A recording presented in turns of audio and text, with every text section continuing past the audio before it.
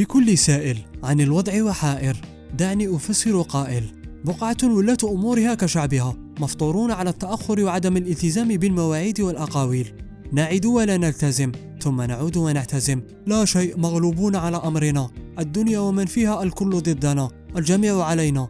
الحقيقة المرة، من يكترث لنا؟ الأعين باتجاهنا نتيجة لتصرفاتنا. لا أحد غيرنا مسؤول عن واقعنا. أخطأنا، ربما تسرعنا.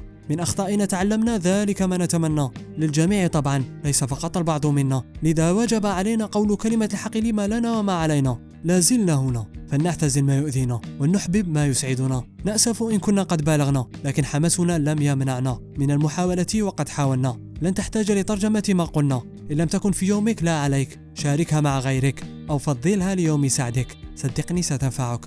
من بودكاست أصوات لأسامة باشكات. سلام.